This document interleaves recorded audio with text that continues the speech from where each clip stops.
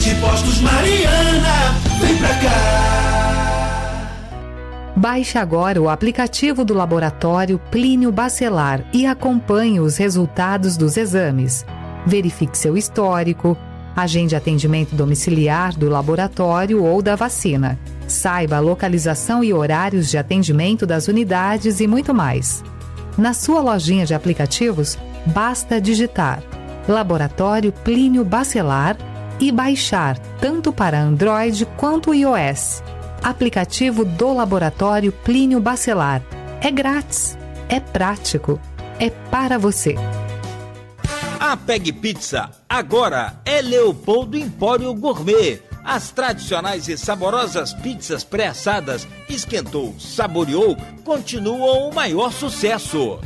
E só no Leopoldo Empório Gourmet você encontra uma variedade incrível de queijos da canastra, queijo frescal, meia cura, trufados com azeitona, trufados com tomate seco, defumados, ricota, burrata, queijo e requeijão de búfala, o delicioso queijo butirro, esse você tem que provar. E os salgados sempre fresquinhos. Leopoldo Empório Gourmet, Tenente Coronel Cardoso 801 ou no delivery 22 99984 1159. Leopoldo Empório Gourmet. Sua vida merece esse sabor. Você sabia que o Sicoob Fluminense tem o consórcio certo para você realizar os seus sonhos? Com o consórcio do Sicoob Fluminense agora, você pode ter seu carro, sua moto, novos ou usados, ou adquirir a sua casa própria. Tudo de forma planejada e com parcelas que cabem no seu bolso. Consórcio do Sicoob Fluminense. Rápido, prático e seguro. Ligue agora para 22 27 26 27 50. Repetindo, 22 27 26 27 50 e saiba mais. Com o Sicoob Fluminense, você começa hoje mesmo a planejar o futuro que você merece.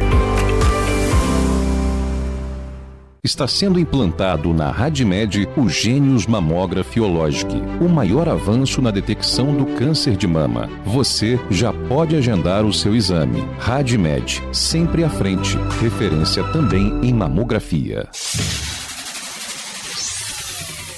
Começa agora o Folha no Ar, primeira edição.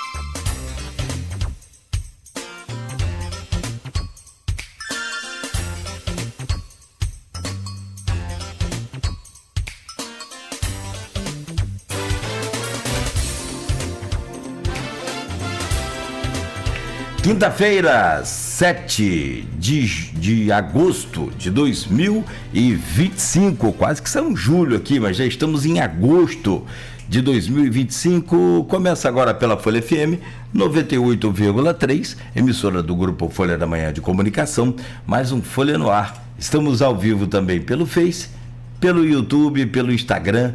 Daqui a pouco esse programa vai estar editado em podcast. Logo mais tem reprise na Plena TV, a partir das 17 horas também, pela Alexa. É só dar o comando Alexa, ouvir Folha FM.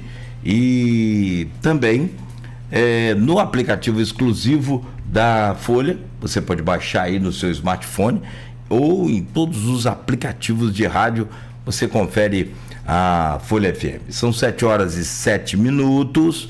Eu sou o Cláudio Nogueira.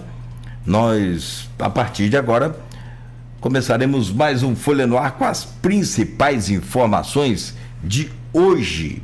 E a gente começa com a previsão do tempo. Previsão do tempo, segundo o Instituto Nacional de Meteorologia, Campos terá para hoje tempo bom, céu claro com sol, máxima de 27, mínima de 16 graus. Agora aqui no centro faz 17 graus. Não há previsão de chuva pelo menos por enquanto, no último boletim do Instituto Nacional de Meteorologia, para hoje. Bom, e esse programa de hoje, eu não falo programa especial, porque todos eles são, a gente tem sempre aqui pautas bem interessantes, bem engajativas, né, digamos assim, e hoje tem uma pauta muito legal, que é o futebol como pano de fundo, mas com uma super ação social, e muito mais do que isso, uma ação para o esporte, mas uma ação para a vida. Nós vamos conversar daqui a pouco com o Fernando Antônio dos Santos Lopes. Ele é fundador e hoje CEO do Instituto Contra-Ataque. Fernando está com a gente aqui no programa. Ele é de Campos. Teve uma Wesley Machado, nosso querido Wesley, botafoguense, escritor de Campos, já com várias obras aí, mandou um link para mim da revista Exame, falou: Cláudio, olha esse campista aí que está despontando, brilhando aí pelo Brasil afora. Eu falei: opa, vamos trazê-lo aqui no Folha no Ar. E foi imediato, ligamos, falamos rápido com o Fernando, ele aceitou o convite para estar falando aqui dessa que é, na verdade, a história de muitos brasileiros, muitos. Eu tenho, aqui mesmo já tem 2. Pedro, você tentou jogar bola americano, Goitacás? Mas cigano não conseguiu me enganar, não. Chegou a fazer peneira lá? Chegou a ir pro infantil? Não, Beto, mas assim, de cada 10 moleques que você, 10 coroas que você conversar hoje, quando o moleque vai falar: não, tentei jogar no Goitacás, tentei jogar no americano, eu no Itaperuna, que eu sou de Italva. E aí o Fernando é um desses meninos, jovem ainda, não coroa, que é o meu caso, mas ele, jovem, tentou futebol, acabou tendo lá, soube que era bom. O problema foram as lesões, como não é o meu caso, que meu problema foi lesão de habilidade, faltava habilidade. E o Fernando teve alguns problemas, e ele vai contar isso pra gente, mas num contra-ataque da vida, ele criou o Instituto Contra-Ataque, que tem essa proposta de resgatar essas crianças, de reconstruir a história de vida desses jovens que buscam uma oportunidade no futebol. E olha, tem uma estatística, o Fernando vai falar muito pra gente aqui, só para adiantar o processo aqui: de cada 7.000 crianças, ou de cada 7.000 que tentam jogar futebol, apenas um consegue se profissionalizar. E talvez, se for levar em conta aí escala de ganho, salário, aí você vai aumentar essa proporção. Então, Fernando, eu te agradeço por estar aqui conosco. Vamos falar sobre a sua ONG, vamos falar sobre a sua história. Você tem a família aqui em Campos, hoje está fora de Campos, mas tem a atuação em Campos, Três Rios e Petrópolis, com a sua OSC, né, com o seu Instituto Contra-Ataque. E nós vamos entender e saber um pouco mais dessa história e de que forma nós podemos também participar dessa instituição, ajudar, colaborar, enfim, né, encaminhar essas crianças para essa instituição. Obrigado pela sua presença. Já vamos trazer o seu bom dia. Peço só desculpas aqui pela minha voz, mas eu até poderia deixar outra pessoa fazer, o Marco Antônio, falar: não, vou lá conversar com o Fernando, sacrifico aqui um pouquinho ele, mas eu quero conversar, saber dessa história. A gente torce muito por Campos, pelos campistas, para a coisa acontecer para todos nós, né? Então a gente vibra quando um campista consegue se destacar. São 7h12 e nosso agradecimento ao Wesley Machado também, né, pela ponte aí, mas nós vamos conversar já. No oferecimento de Proteus, serviços de saúde e medicina ocupacional, qualidade certificada ISO 9001-2015, Unimed Campos, cuidar de você. Esse é o plano. Laboratório Plínio Bacelar e vacina Plínio Bacelar, com a vacina contra a gripe para idosos, muito especial, além de reforçada né, tem maior durabilidade. Oferecimento também de Rede Mariana, qualidade e compromisso com você. Radmed Diagnósticos por imagem, sempre à frente. E Cicobi Fluminense, consórcio do Cicobi Fluminense, a oportunidade que você tanto queria para realizar os seus sonhos. Casa própria, carro, casa, que eu já falei, apartamento, moto elétrica, bicicleta elétrica, é só fazer o consórcio do Cicobi Fluminense e pronto, resolvido o seu problema. Bom, vamos lá, nas manchetes aqui do portal folha1.com.br, atletas do Norte Fluminense se destacam na 80ª prova ciclística de São Salvador. A prova foi ontem, sucesso absoluto, como sempre, e o Thales José, de Bom Jesus, e Jurlene Leite, de São Francisco, venceram as provas.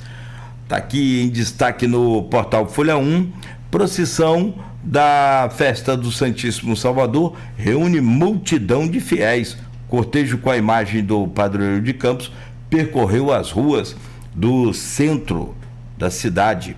Moraes autoriza Bolsonaro a receber visita de filhos e outros familiares. Ainda, autoridades e comunidade presentes na missa solene da festa de São Salvador, presidida aí por Dom Roberto Francisco.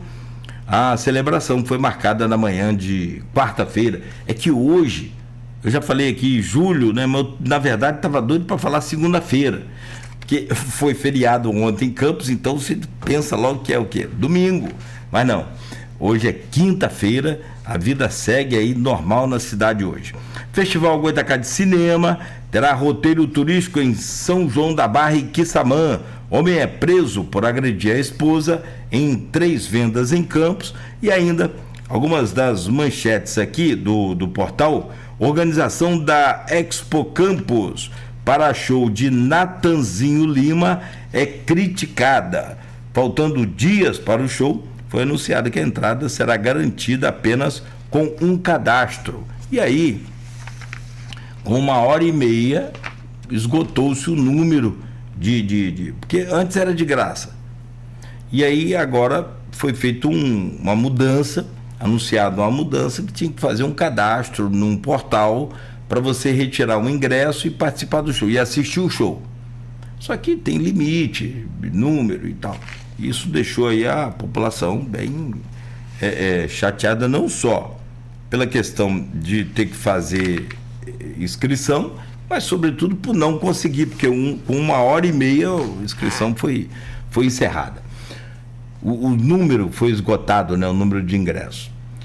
7h16 em Campos. Vamos rolar essa bola aqui hoje, redonda, mas chuta devagar que eu tô com um problema no ombro aqui, o Fernando.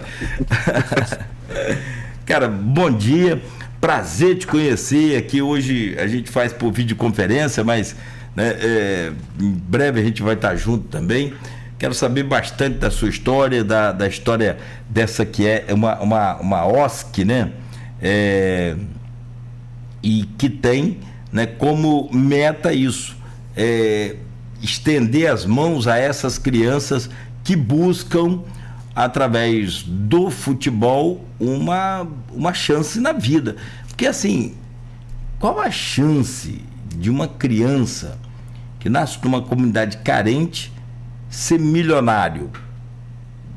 Bem mais difícil do que em outros cenários, se você for fazer numa proporção. Então, o seu papel aqui, diante dessa ONG, é muito mais do que você realizar o sonho de uma criança de jogar futebol. Na verdade, é melhorar a qualidade de vida dessa criança, mas de uma família inteira. Fernando, bom dia, bem-vindo, obrigado pela sua presença. Bom dia, Cláudio, bom dia a todo ouvinte. Obrigado pelo espaço de fala. Para a gente é muito importante estar falando um pouco mais sobre as nossas atuações, falando sobre as nossas ações sociais, o nosso objetivo, um pouco da trajetória é sempre positivo, as pessoas conhecerem e de alguma forma tentar inspirar jovens e um pouco mais com a nossa sociedade. Falar de Campos é sempre positivo, representar a cidade também é uma alegria muito grande. É uma honra estar aqui contigo, Cláudio, e agradeço a Folha pelo espaço.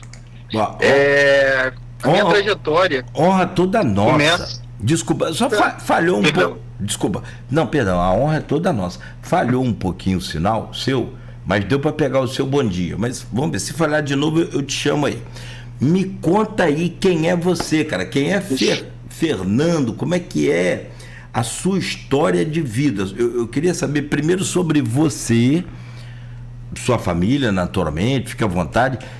Você já falou para mim que você nasceu, a sua família era do Tarcísio Miranda, mas logo veio aqui para o Horto. Seu pai trabalha na UF. Me conta essa história sobre você, sua família. Vamos lá. Cláudio, mudei aqui o sinal, botei aqui no 5G. Obrigado. Perfeito. Então, meu pai é carioca, minha mãe baiana. A história deles é bem interessante. A gente já começa com esse romantismo dele ter ido à Bahia mergulhar, na cidade de Caravelas, conheceu a minha mãe e ele passou por um concurso público na UENF e os dois foram para Campos, né? Então, nasci em 1995, tenho 30 anos, nasci ali no bairro do Tarcísio Miranda. Aos 3 anos, a gente se mudou para o bairro do Horto, fica mais próximo ao UENF, e ali eu cresci. E a minha trajetória começa com um projeto social. O projeto social ali de futebol de campo acontecia na pracinha do Horto com o professor Maguinho, ex-jogador também do Goitacás, do Americano. Tem uma trajetória esportiva muito positiva, então não poderia deixar de falar isso. E posteriormente o professor Bitil também deu aulas ali por muito tempo na pracinha do Horto. E o meu processo de socialização e um pouco da compreensão da realidade em si começa jogando futebol na pracinha do Horto. A gente tinha meninos que moravam ali, residiam ali naquele quarteirão ali de 4 ruas, Verdes Campos, vinham de condomínios ao lado, e também tínhamos meninos que vinham de locais em vulnerabilidade social, como Matadouro, Tiragosto, Goiabal. A Portelinha ainda não existia quando iniciou o projeto. Então, todo aquele cenário de socialização e também um processo educacional vindo por parte dos meus pais, graças a Deus eu tive uma base familiar que me direcionou para essa questão do desenvolvimento humano, da educação e da importância de me socializar, de compreender os outros contextos, as outras realidades. Então, geralmente, eu tinha bola e chegavam os meninos desses locais de vulnerabilidade e a gente jogava junto. Então, eles sempre me ensinaram, cara, não faça acepção de pessoas. Então, vivendo dessa forma, crescendo naquele ambiente, eu sempre fui despertando, tem pessoas que precisam um pouco mais de ajuda, precisam de um olhar mais atencioso e eu preciso dar essa devolutiva. Sempre meu pai, sempre minha mãe fomentaram isso e a gente sempre cresci num lar cristão, então todos os ensinamentos de amor ao próximo, enfim, me conduziram para até o Instituto Contra-Ataque. Vou dar um salto muito nessa percepção por que o Fernando se envolveu com o Instituto, por que criou o Instituto. Então, esse cenário de crescimento nesse ambiente foi o que propiciou a isso, toda a educação que eu recebi foi o que me condicionou a isso. Treinei em projetos, fui de projeto social, posteriormente também fiz base muito rápida no Goitacás, no Americano, professor Paulo Campos, do CRA, professor Pimpolho também, cheguei a treinar rapidamente no profissional com o professor Pimpolho, fui de escola do Vasquinho, enfim, tive uma trajetória também em algumas escolinhas do município, fui de projeto social de futsal, na época era o prefeito Arnaldo Viana, na política pública de extensão às praças, com uma política pública esportiva, de inclusão, enfim, fui crescendo nesse ambiente esportivo que, claro, a gente sabe que o esporte em si, ele não se prepara só para dentro do ambiente onde o esporte é praticado. A gente sabe que o esporte te desenvolve outras habilidades interpessoais, que são chamadas soft skills, como inteligência emocional, disciplina, saber ter tratativas humanas em situação de adversidade. Então, tudo isso foi muito positivo durante minha trajetória.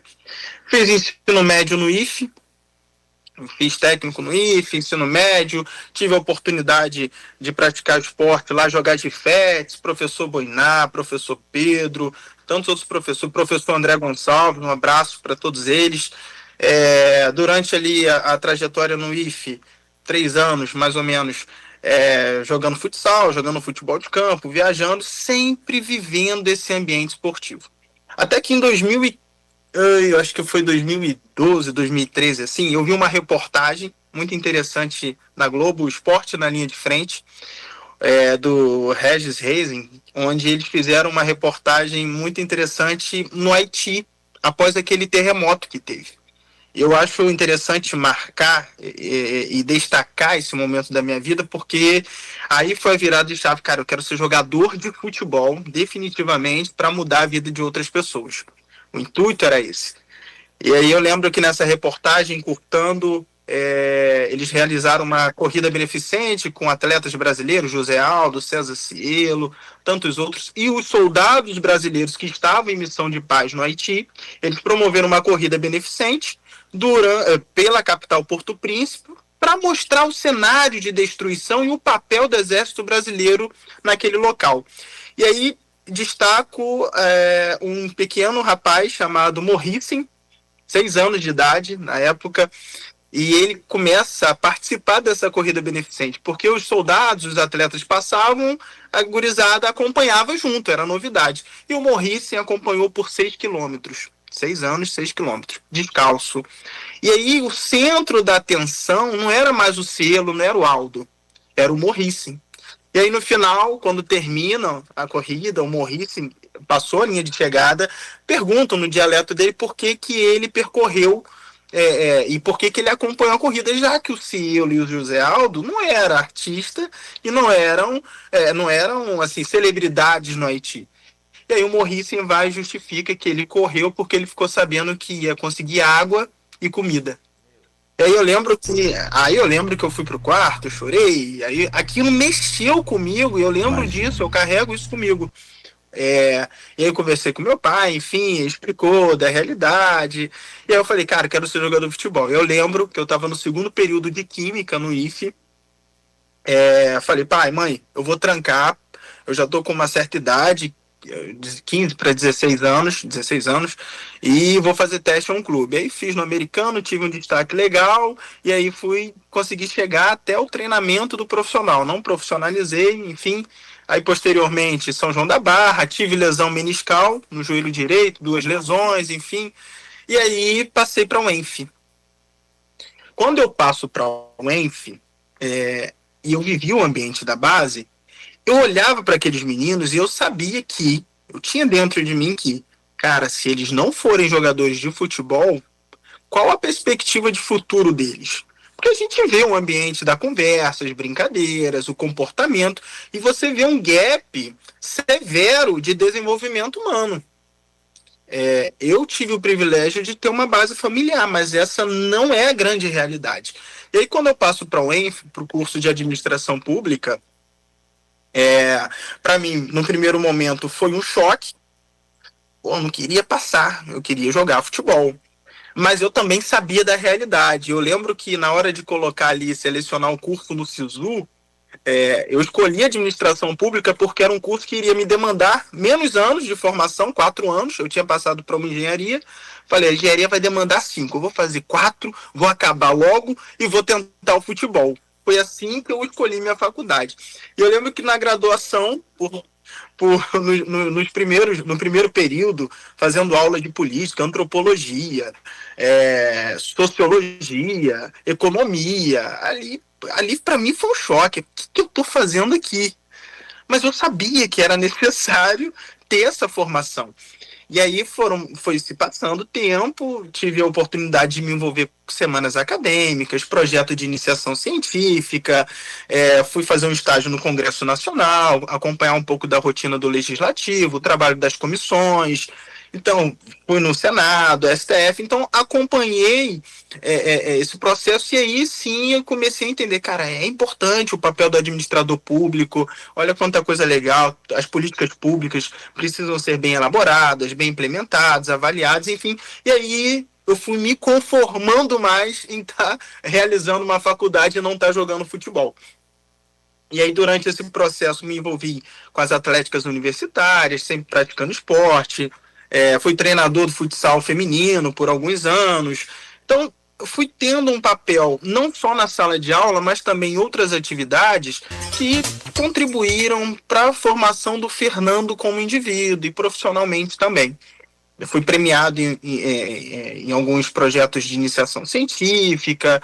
Então, isso foi bem bacana. Mas o sonho permanecia.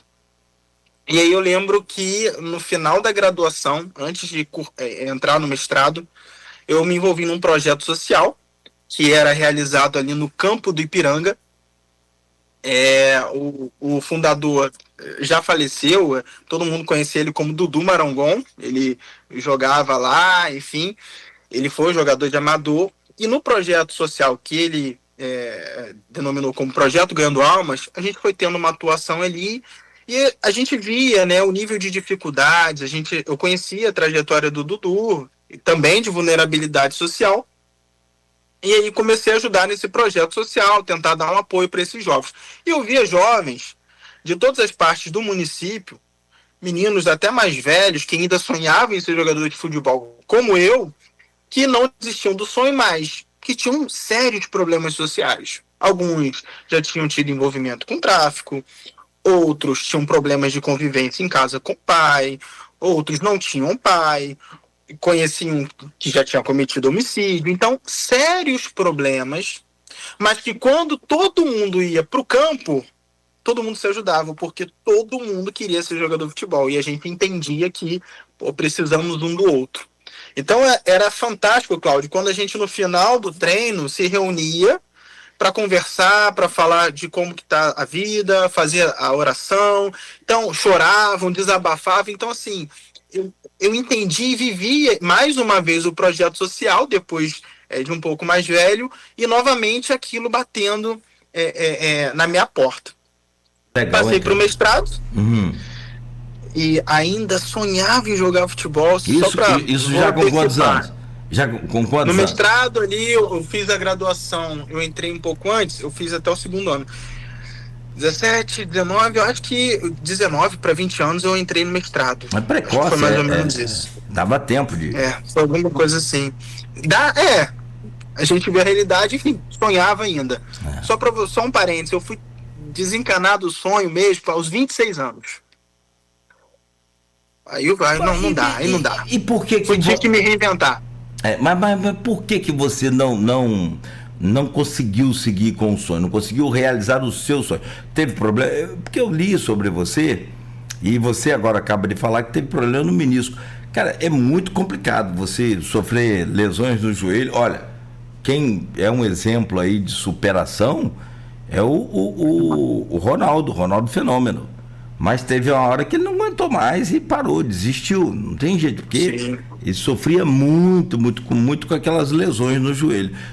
Foi isso que te tirou da possibilidade de rehab? Porque eu também soube que você jogava bem, não era perna de pau, não. O cara jogava bem. Cláudio, então, eu vou te falar que o menisco sim atrapalhou, ainda mais por ser duas lesões. Fiquei tive que ficar um tempo parado, recuperação, fisioterapia, mas eu vou te falar que foi muito da dificuldade também de conciliar estudo e trabalho. Por exemplo, a UENF, a minha formação era integral, eu tinha aula de manhã e à tarde, e tinha dias que à noite. Então eu não conseguia estar na beira do campo treinando. Eu tive que fazer essa escolha. No IFE, no segundo módulo de química eu parei. Então eu estudava, fazia o ensino médio de manhã e treinava à tarde no americano. Na universidade eu não consegui fazer isso. Então foi uma escolha também pelo receio de não conseguir chegar a nível profissional e depois ficar a ver navios. Essa também foi a realidade. Porque a lesão no menisco, as duas, sim, demandaram tempo de recuperação, mas não foi nada tão grave. Nada comparado ao do Ronaldo. Nunca. Não. Enfim. Cara, e quando você falou com... Você tinha 15, 16 anos, que você falou com seus pais, porque eu tô tentando me colocar aqui no lugar dos seus pais. Sim. E você é casado? Tem filho? Não, né? Ou não, já é casado? Não, tá. Não. Então vamos lá. O que eles falaram quando você chegou em casa e falou, pai, mãe, vou parar de estudar e vou jogar bola? Como é que foi isso? Você tava no IFE, cara. Como é que foi isso? Então, assim, cara, eu recebi total apoio. Que legal, cara. O meu pai, ele é químico. Então, assim, para ele poderia ter... Eu até achei que ia ser um choque maior, né? Por conta de, tá fazendo um técnico em química, ele é químico, enfim. Mas não, eles me deram apoio e muito... Eu por isso que eu destaquei, foi muito por conta de ter visto aquela reportagem, ter conversado com o meu pai por conta dessa reportagem. Ele deu total apoio e ele viu que era uma essência genuína, que não era o objetivo ficar rico, zoar, assim, prosperar para poder ficar desenfreado. Não, era genuinamente para mudar a vida dos morrísseis que tinham perdidos por aí.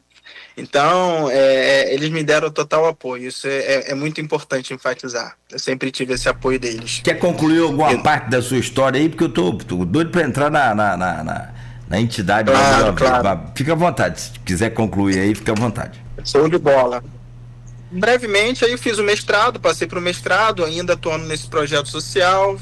Fiz o mestrado no programa de pós-graduação em políticas sociais na UENF. Nesse meio tempo, concomitância, abri também meu primeiro empreendimento, a Atlética do Açaí, dentro da universidade. Posteriormente, abri um ponto fora. No mestrado, tive uma atuação muito legal, e é importante destacar isso porque a UENF, no plano orientador da universidade, escrito por Darcy Ribeiro, ele sempre enfatizou a importância da universidade olhar para a dinâmica socioeconômica externa a ela. Não só ao município de Campos, mas da região norte, noroeste, do estado do Rio, ele enfatiza do Brasil. Como que a gente pode ser um ator de intervenção socioeconômico no país? E aí, muito inspirado por isso sempre foi muito latente em mim. Eu falei, cara, eu estou aqui fazendo um mestrado, eu não quero que minha pesquisa vá para dentro de uma gaveta. Eu não quero, eu recebo a bolsa, contribuintes, me financiam aqui dentro, o que eu posso ofertar de devolutiva? E aí, mediante a pesquisa que eu realizei na temática da economia solidária, que tem muito a ver com a inclusão socioprodutiva, empoderamento de pessoas excluídas do mercado de trabalho formal, a gente criou, participei, ajudei a fundar aqui dentro, o que eu posso ofertar, na verdade, uma política pública de economia solidária, onde criamos lojas de economia solidária em shoppings do município. Isso muito forte no período pandêmico. A gente tem alguns indicadores quantitativos, qualitativos bem interessantes, de faturamento, de pessoas que foram inseridas no programa, e a política pública deu super certo, porque envolveu a universidade, a prefeitura na época e o shopping, antigamente Boulevard, que cedeu o espaço, e aí a gente alcançou 92 artesãos, geramos uma renda aí de R$65 mil em 2 meses e meio. O shopping cedeu o espaço, então a gente não tinha custo de aluguel, não tinha custo de operação em si, enfim. Foi bem legal, bem interessante. Teve a presença do prefeito, do governador, chegou aí na loja. Então foi bem legal essa parte. E aí em 2022, finalizando essa parte da trajetória, aí a gente entra no Instituto Contra-Ataque. Em 2022, infelizmente, esse amigo do projeto social, o Dudu, ele faleceu, ele veio a óbito. E na sequência, eu participo de um processo seletivo do Instituto For. É uma instituição também do terceiro setor, que selecionava jovens de todo o Brasil para realizar um programa de formação de lideranças em São Paulo, especificamente no INSPER. E aí, na época, em 2022, eu sou da turma de 2022, 13 mil candidatos e 65 selecionados a nível Brasil. E jovens de todas as regiões. Então, o programa era um programa diverso, um programa plural, pessoas de todos os setores da sociedade, da área privada, terceiro setor, pública, que foram selecionados para terem capacitações depois ter uma imersão em empreendimentos, empresas reais e, posteriormente, cada um criar o seu empreendimento. E assim nasce o Instituto Contra-Ataque. O Instituto Contra-Ataque nasce no ProLíder, nesse programa de formação de lideranças, em 2022, dentro de uma iniciativa do Instituto FOR. Então, é importante enfatizar esse processo de criação do Instituto. Sim, não tenha dúvida. Até porque dali saem outras ideias também, outras lideranças, né? Como você falou. Cara, que show a questão dos seus pais te darem esse apoio, isso eu achei fantástico. Porque aí, né, você segue como seguiu, depois voltou a estudar e deu tudo certo. Bom, vamos lá. Com relação ao Instituto, você já explica a base dele. Agora eu quero entender como que foi o início até chegar já nesses dias de hoje, onde você tem aí uma atuação em pelo menos 3 municípios já: Campos, 3 Rios e Petrópolis. Como é que foi aquele começo? Quem te ajudou? Quem participou? Quem está com você até agora? Como é que foi essa história? Perfeito. Sempre pessoas, né, Cláudio? Sempre. Pessoas, a gente não consegue construir nada sozinho. A gente entende que, na verdade, a filosofia do Instituto, dentro dos seus princípios, tem essa valorização das pessoas que estão envolvidas no processo. O Instituto é uma OSC, Organização da Sociedade Civil, sem fins lucrativos, que tem como objetivo trabalhar, desenvolver, implementar projetos na área educacional, na área de cultura, esportivo, sempre com viés de desenvolvimento humano. Então, quando ele nasce, a gente, primeiramente, de uma maneira estratégica, eu pensei assim, cara, eu tenho que ter boas pessoas aqui dentro, porque o maior ativo do Instituto não é o nome, não vai ser patrimônio, mas sim as pessoas que compõem. E aí a ideia foi montar, inicialmente, uma equipe multidisciplinar, transdisciplinar, vamos dizer assim, de todas as áreas, porque quando a gente fala de pessoas, você tem que considerar o aspecto psicológico, o aspecto emocional, o esportivo, o condicionamento físico. A formação do indivíduo, ela tem que ser vista de forma integral. Então, nesse primeiro momento, cara, vamos selecionar pessoas. Aí a gente vou citar alguns nomes: professor Paulo Cruz, que atua no Instituto FOR, a gente tem a doutora Flávia Magalhães, que é médica e atua na Seleção Brasileira de Futebol Feminina, tem destaque aí muito importante, ligada à CBF.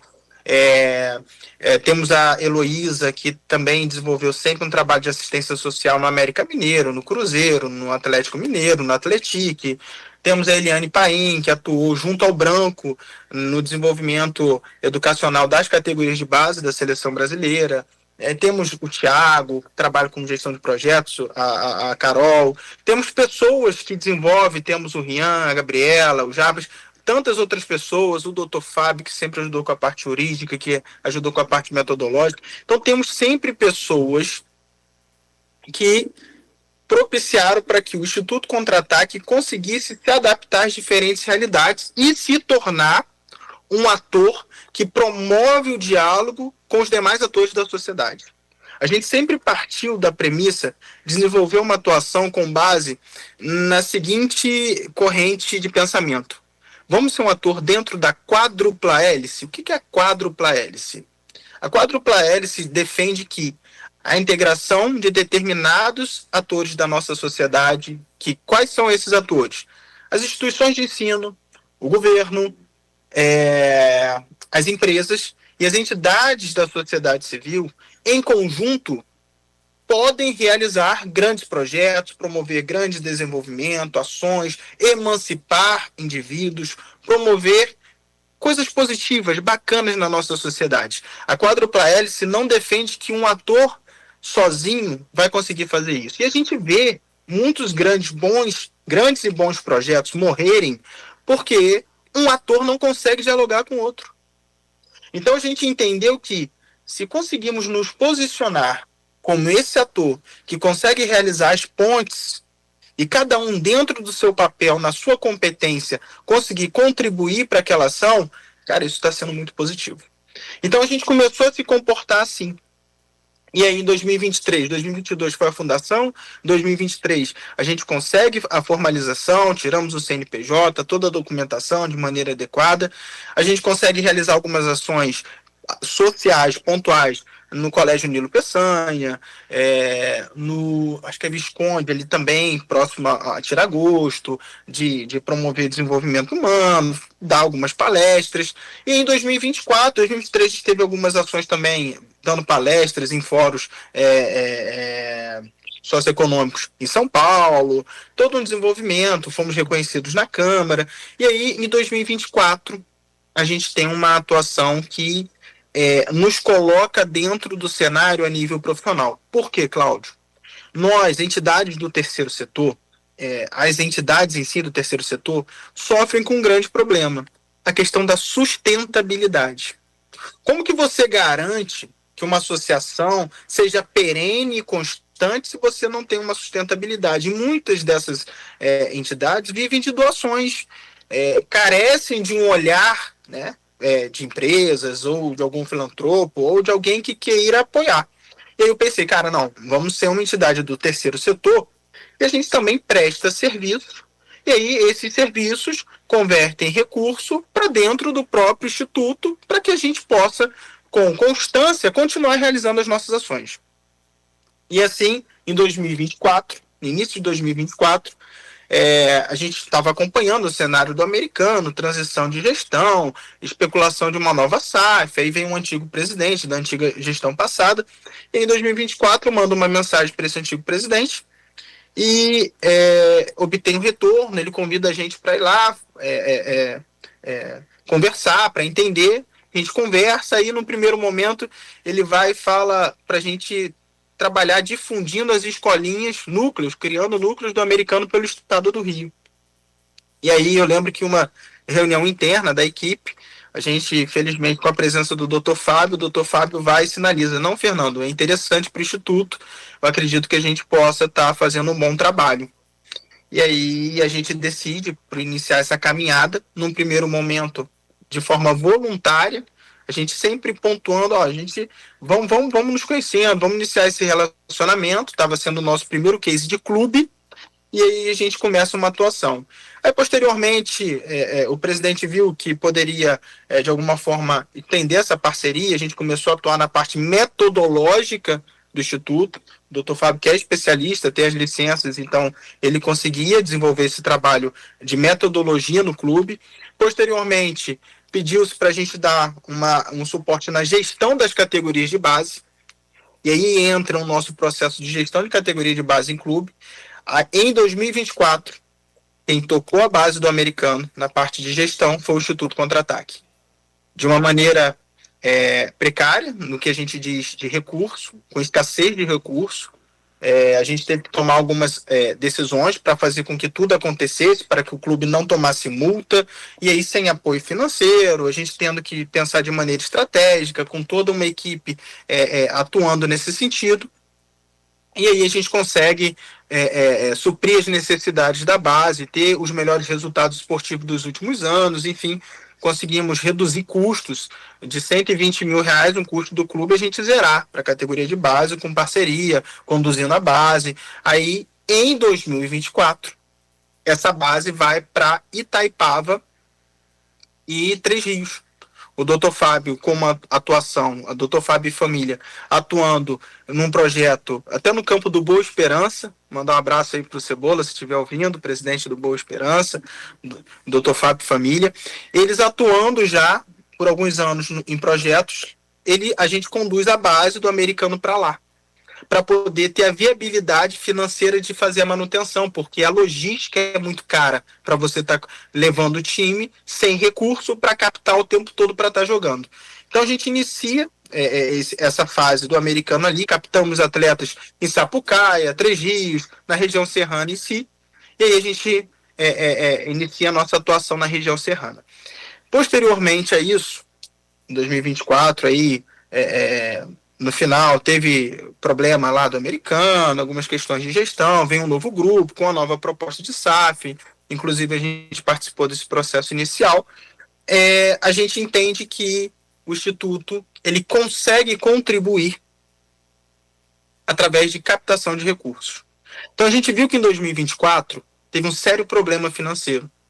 Mas a gente também detinha o conhecimento e a gente tem pessoas experientes na equipe que conseguem fazer captação de recursos, principalmente lei de incentivo ao esporte estadual, que acaba captando, escreve o projeto, submete na Secretaria de Esporte e Lazer, capta o recurso através de aportes diretos das empresas, com base no desconto de 3% do ICMS, com base no exercício anterior, e aí a gente recebe esses recursos para executar as nossas ações, os nossos projetos. Então hoje, por exemplo, nós temos 5 projetos aprovados, aproximadamente 2 milhões em projetos aprovados para serem executados, região serrana, e escrevemos os projetos incentivados para o Americano Futebol Clube, para executar a base do clube, com recurso de política pública.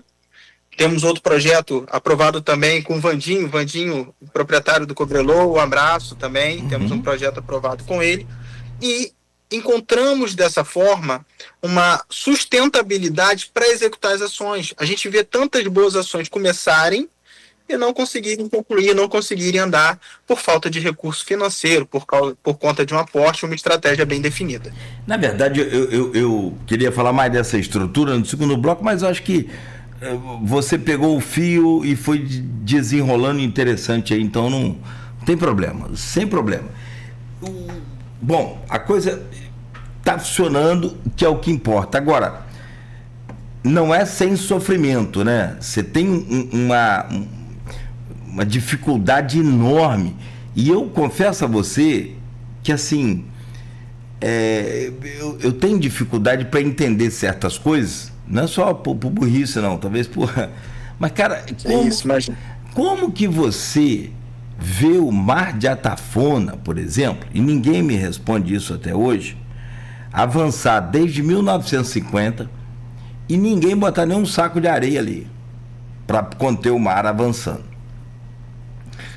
E outros locais do Brasil, o mar avança rapidamente, ou pelo menos menos lentamente do que a Atafona. Os caras vão lá e conseguem controlar o avanço do mar. Aqui é o único lugar que eu conheço, você vê aí na televisão, ou se quiser ver pessoalmente, pertinho aqui da gente, quando estiver em Campos, aqui no Espírito Santo, várias cidades ali do litoral sul capixaba, engordando a praia, colocando espigões, usando várias técnicas para conter o avanço do mar, sem ter que perder 500 casas, ou sei lá, 500 famílias atingidas, talvez mais de 500 casas, aqui no nosso ponto. Eu não consigo entender como que ninguém nunca fez nada ali. E assim, muito sério falando, não é responsabilidade do governo municipal só não, ali principalmente o governo federal. Mas e aí eu fico vendo o futebol brasileiro, em alguns clubes você tem uma visão muito dedicada, muito atenciosa para a base, que é da onde vem, cara, o futuro. Você não chega lá para jogar bola com 26 anos, com 25 anos. Aliás, com 26 você já está velho. Tem que ter, né, esse time aí. Então, assim, e não vou citar clubes, mas aqui no Rio, por exemplo, o Fluminense é um dos que investe mais na base, vende mal e compra pior ainda, mas aí é outro problema. O que eu quero falar assim, por que ao longo desses anos, se é que você conseguiu perceber, e agora mesmo você falou, conseguimos zerar o investimento do Americano na base. Quer dizer, não deveria ser assim, né? Você podia economizar para melhorar o investimento, não zerar. Aquele investimento deveria continuar e aí você crescer mais ainda, expandir mais. Ou não é assim? Cláudio, muito feliz o seu comentário, e tem uma frase que diz o seguinte: quem só sabe de futebol, nada sabe sobre futebol. O futebol, ele reflete muito a realidade da sociedade brasileira em si. E quando você pensa na formação do atleta, você tem que ter uma visão macro, uma visão ampla desse indivíduo. Só para você ter uma noção, quando o Instituto Contra-Ataque ele foi criado, qual era o nosso core de atuação? Qual é o nosso objetivo? Criamos o Instituto Contra-Ataque, antes da gente pensar nos projetos, antes de pensar no incentivado, o que a gente quer fazer? Qual é a missão do Instituto? Inicialmente, pensando especificamente no futebol, a gente ampliou essa visão, claro. A gente pensou o seguinte: como que a gente pode apresentar um modelo alternativo de formação de atletas mais responsável, que traga mais segurança para os indivíduos e sem prepotência nenhuma? Nós não queremos substituir o modelo de formação de atletas convencional, que é o que funciona e que não vai mudar. Mas como que nós podemos apresentar um modelo alternativo que melhore esse desenvolvimento humano e traga mais segurança para esses indivíduos? Que, nós sabemos, a grande maioria não vai se tornar um jogador de futebol profissional. Menos de 0,5%. Como o senhor mesmo trouxe com dados iniciais. Essa pesquisa da UFRJ aponta que a probabilidade é mínima. E isso piora. Por quê? Uma vez eu conversando com um jovem, eu perguntei assim, 15 anos esse menino, quanto que você acha que você vai ganhar como jogador de futebol? Ele na expectativa de jogar, tá treinando e tal. Eu acho que eu vou ganhar 10 milhões por mês. Eu falei, vamos lá, meu querido. É o seguinte, eu não quis desmanchar o sonho. Vamos à voz da experiência. As cifras não são tão altas. Mas a realidade é que aproximadamente 94% desses indivíduos, tem uma consultoria da Ernst Young que foi prestada para a CBF, vão ganhar de 1 a 2 salários mínimos por mês. Quando a gente vê o salário de 30 mil, de 10 mil, de 50 mil, isso já é anomalia no cenário do futebol. Menos de 2% recebem isso no futebol brasileiro. E o cenário se agrava, porque grande parte desses atletas assinam contratos temporários para disputas de estaduais, que são contratos de 6, 7 meses, 8 meses, se passar. Então, assim, a realidade do futebol brasileiro, ela é cruel, ela é severa, é excludente no quesito profissional. Quando a gente olha na prática esportiva, na socialização, é maravilhosa, é uma ferramenta de transformação social, de promoção de justiça social, de desenvolvimento humano, os projetos sociais, não só do futebol, do vôlei, do hand, de tantos outros esportes, projetos de cultura, arte, enfim. A gente sabe da importância dos projetos e das ações sociais no Brasil. Mas voltando ao raciocínio, quando a gente pensa e a gente sabe dessa realidade, o que a gente pensou? Vamos olhar para os modelos que estão funcionando? Aí a gente começou a olhar para os cases norte-americanos, canadenses, alemães, que são contextos sociais e econômicos diferentes do Brasil. Claro que a gente não pode levar ao rigor da realidade, mas o que eles estão fazendo e qual é a forma de pensamento deles que a gente pode, de alguma maneira, tentar, através do Instituto, fomentar, difundir nas nossas ações. Se nós observarmos os atletas que alimentam as principais ligas norte-americanas de basquete, beisebol, futebol, são atletas que saem das universidades. Então, são atletas que são draftados nas universidades e que apresentam um capital intelectual e de formação humana legal. Que, se não se tornarem atletas profissionais, podem ser engenheiros, médicos, empresários, administradores, professores. Eles têm uma segunda opção, vamos dizer assim, que o plano A sempre tem que ser a educação, mas vamos dizer no cenário do futebol. Eles têm uma segunda opção de outras formações. E aí, a gente olhando para esses cases, cara, como que a gente pode promover uma inovação social através do Instituto Contra-Ataque? Por quê? Eles trabalham com jovens já universitários. Aqui no Brasil, o nosso pensamento era, cara, vamos desenvolver um trabalho similar, mas com jovens do ensino fundamental e ensino médio, não universitários, porque, cara, é um gap gigantesco na formação, é na base. A gente está falando de educação básica desses indivíduos, porque falar de uma universidade para muitos aqui é utopia. A gente fala tanto de democracia em determinados aspectos, em meritocracia, alguns ainda falam em meritocracia no Brasil, mas a gente entende que nem todo mundo tem oportunidade. Como que a gente dá acesso? Como que a gente reduz essa desigualdade para fazer com que esse menino e menina que sonham em ser jogador de futebol possa tentar o sonho e, se não conseguir, possa chegar numa universidade? Esse é o nosso objetivo. O futebol, o esporte em si, é isca. Se a gente conseguir fomentar bons atletas, cara, feliz da vida, é bônus. Mas se a gente também conseguir emancipar um indivíduo que está em vulnerabilidade de maneira social e econômica, cara, a gente venceu. Esse é o objetivo. Então, o nosso pensamento era, na prática, olhando para esses países, vamos realizar ações de formação de atletas, indivíduos, dentro de instituições de ensino?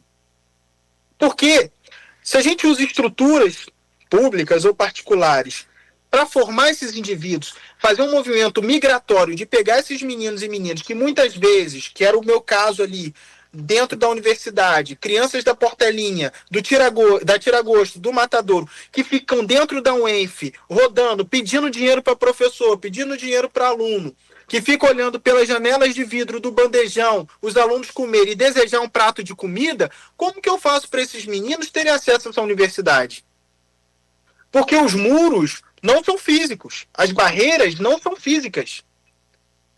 Eles moram do lado, mas a distância é de quilômetros no quesito de acesso, de oportunidade. Mas se eu realizo um movimento migratório falando, vamos tentar jogar futebol? Vamos. E levo esses meninos para o campo da UENF, essas meninas para o campo da UENF. E aí daqui a pouco eles estão convivendo naquele ambiente. Aí vem uma menina passando de jaleco. Aí pergunta, tio, o que é negócio branco? É uma menina, estudante de biologia. O que é biologia? Você já começa a apresentar uma nova realidade. O que eles viam extremamente restrito a um ambiente de vulnerabilidade, de tráfico, de marginalização, você consegue ampliar a mente. Então ele já sabe o que é biologia, ele já sabe o que é engenharia. E aí você começa a fomentar um pertencimento desses meninos e meninas àquele ambiente universitário. Porque para eu desejar ir para uma universidade, ou desejar ser um gestor, um administrador, um médico, um empresário, eu preciso conhecer. Eu não posso desejar algo que eu não conheço. Eu não posso desejar estar numa universidade se eu não entendo o papel dela e se eu não me identifico estar nela. Que é a grande realidade. Beleza. Durante toda a minha trajetória acadêmica, somente 2 vezes eu vi crianças da comunidade no entorno falar que queria estudar na UENF. Uma foi a gente jogando um amistoso contra a Universidade da UF, pela Atlética, e aí a criançada vê a torcida vibrando e tal, curtindo, e aí pergunta, tio, como é que eu faço para jogar nesse time? Aí eu explico, tem que fazer uma provinha e tal para você entrar aqui. Ou seja, quis estudar na UENF por causa do futebol, porque viu jogando, porque viu a torcida torcendo. É a linguagem de pertencimento, é o acesso à realidade que eles têm. Carol, tem não, a gente precisa fazer só uma pausa. Tá ótimo, claro. O seu raciocínio é lógico, então não dá para interromper muito. Mas pode concluir aí que você falou que tem outra parte, porque assim, tem muita coisa para te perguntar, e aí eu quero ir então para o que seria o primeiro, vamos para o segundo bloco, para saber o que precisa mudar. É a estrutura física? É a estrutura humana? O que precisa melhorar? Esses jovens dessas áreas vulneráveis, ou jovens, né, vulneráveis, em condições vulneráveis, eles têm menos chance, porque assim, a gente tem história, Romário, por exemplo, Ronaldo, Fenômeno, eles tinham dificuldade de comprar passagens para ir para o treino, ir e voltar, então, assim, os caras são craques de bola. Mas tem outras histórias também interessantes em tempos difíceis ainda, mas hoje, qual é a realidade de hoje, né? Porque da época de Pelé para a época de Ronaldinho Fenômeno, em termos de estrutura física dos clubes e das cidades e do contexto global, tem muita diferença. E da época do Ronaldinho Fenômeno para hoje também tem muita diferença. Naquele tempo não tinha o que tem hoje, as facilidades que tem hoje, né? Então, eu quero entender isso. Mas conclua o seu raciocínio. Após você concluir, a gente faz essa pausa para a gente voltar nessa parte de estrutura aí, por favor. Tem um monte de mensagem aqui para você aqui. Mas legal, bacana. Eu mencionei que o desejo dessa criança foi por conta da prática esportiva, e da outra foi uma ação social que a gente realizou através de uma atlética, onde a gente promoveu um dia para essas crianças de aluno da universidade, onde a gente fez um acordo com a antiga empresa gestora do bandejão universitário, e esses alunos, essas crianças passaram pela catraca, lavaram a mão, botaram o prato de comida e sentaram no bandejão como estudante da UENF. Antes eles vinham pela janela, pelos vidros, e a gente conseguiu colocá-los lá dentro. E aí um deles deu uma garfada na comida. Pô, tio, que comida gostosa. Como que eu faço para estudar na universidade? Então, assim, um foi pelo desejo do futebol e o outro pela necessidade. Então, a gente está falando de sonhos, a gente está falando de expectativas, mas essa gurizada, às vezes, está pensando em sobrevivência. Então, essa é a mentalidade que a gente precisa ter. São os Maurice da vida, né? Sensacional essa história, é fantástico. Cara, são 8h04. Olha, quem tá mandando bom dia para você aqui, Maurício Batista, Henrique da Hora. Ele lembrou aqui também que tem você está participando deixa eu ver se eu acho aqui o link que ele colocou no grupo deste programa e também do portal do blog Opiniões do Luiz Abreu Barbosa, que é legal. Ele colocou aqui, JCI Brasil, né? Fernando Antônio dos Santos, uma premiação nacional pelo trabalho realizado, né? Você está participando desse prêmio, né? E nós vamos falar. Isso, é prêmio TOIP. Tem outra mensagem. Vamos falar sobre esse prêmio, como que a gente participa, se a gente pode votar, como legal. É que é. Isso. E aqui, Mário Filho, Dali Galo, acho que vai ter galo no almoço hoje lá na casa de Mário. Entendeu? Ou não entendeu? Você é futebolista, você é melhor. Eu não tô podendo zoar muito não, sou vascaíno, né? Então tem que ficar quieto. Tem que ficar quieto. O Vasco eu sou humilde, não, eu fico quieto. Eu tô muito... O Vasco tá na Copa do Brasil?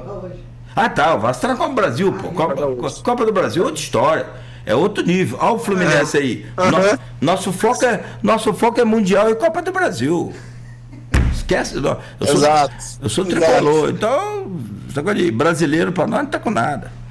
Aliás, campeonato brasileiro. Estou falando para você. Aqui, como senador da JCI, parabenizo o Campos por participar de mais um prêmio TOIP. Na década de 80, ganhamos este prêmio internacional com o prefeito Antônio Garotinho, disse Mário Filho, aqui no Face. E também tem aqui mensagem para você no YouTube. Não sei se é meu computador, não sei se é o Face que está meio lento hoje. Conversando sobre educação ambiental, quem disse isso? Esse canal postou. É o Cristiano Peixoto, fera. Amigo Fernando, servidor da UENF. Tá aqui, amigo Fernando, é um exemplo de profissional ser humano. Voa, garoto. Tá aí, mensagem do Cristiano, então. Cristiano. Legal. Bom, são 8h06. Ô, Fernando Antônio, então, um rápido intervalo e a gente continua conversando logo após o intervalo, falar mais da sua do seu instituto e saber de que forma você pode crescer esse atendimento aqui em Campos, como é que está hoje. O Goitacazes voltou, né? Você está sabendo. Sim.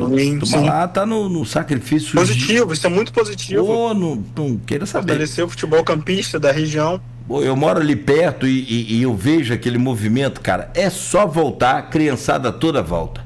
É sensacional.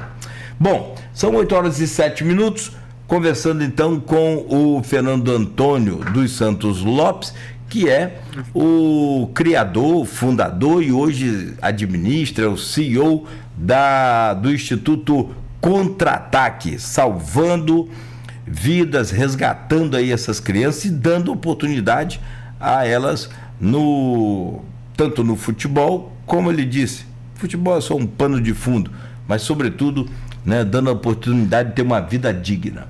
São 8h07, pausa rápida aqui no Folha no Ar, então a gente volta a seguir no oferecimento de Proteus, Unimed Campos, Laboratório Plínio Bacelar, Vacina Plínio Bacelar, Rede Mariana de Postos de Combustíveis, Radmed Diagnósticos por Imagem, consórcio do Cicobi Fluminense, jeito fácil de você realizar o seu sonho, e também